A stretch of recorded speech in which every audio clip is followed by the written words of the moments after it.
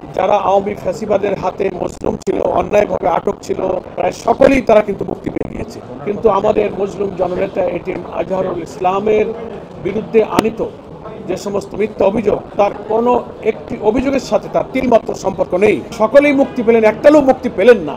এ জবাব, এ দায় শুধু আমাদের নয়, এদেশের জনগণের, সরকারের, প্রশাসনের এবং ব্যথিত যে 5ই আগস্টের সরকার পরিবর্তনের পর যারা আওয়ামী ফ্যাসিবাদের হাতে মজলুম ছিল, অন্যায়ভাবে আটক ছিল, অন্যায়ের বিচারে যাদেরকে ফাঁসি দেওয়া হয়েছে, গুম করা হয়েছে, অন্যায়ভাবে শাস্তি দেওয়া হয়েছে, প্রায় সকলেই তারা কিন্তু মুক্তি পেয়ে গিয়েছে।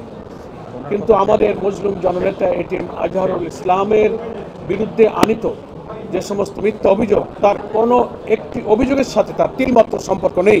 কোর্টের কাছে একটা ব্যাখ্যা থাকতে পারে, কিন্তু সময়টা যে 8 মাস পার হয়েছে, সারা দেশের লক্ষ কোটি আমাদের নেতা কর্মী শুভাকাঙ্ক্ষী যারা ন্যায় বিচারের প্রত্যাশায় দিন গুনছেন, তারা ব্যথিত। আমরা হতাশ নেই এই কারণে যে আদালতের কাছে আমরা সুবিচারের জন্য ধৈর্য ধারণ করছি। আমরা আশা করি আদালত আমাদের প্রতি সুবিচার করবেন।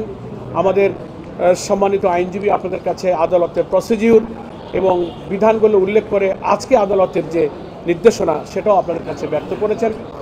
আমরা ধৈর্য ধরব, আদালতের নিয়মের প্রতি আমরা শ্রদ্ধাশীল, কিন্তু আমরা আশা করব যে পাবলিক যে পারসেপশন এবং তিনি যে মজলুম এবং সকলেই মুক্তি পেলেন, একটা লোক মুক্তি পেলেন না, এ জবাব, এ দায় শুধু আমাদের নয়, এদেশের জনগণের, সরকারের, প্রশাসনের। লিলি হালাল বিউটি সোপ, বিএসটিআই কর্তৃক সনদপ্রাপ্ত দেশের প্রথম হালাল বিউটি সোপ, দীপ্তিময় উজ্জ্বল ত্বকের জন্য। আর জুডিশিয়ারিতে যারা আছেন তারাও মানুষ, তাদেরও বিবেক আছে।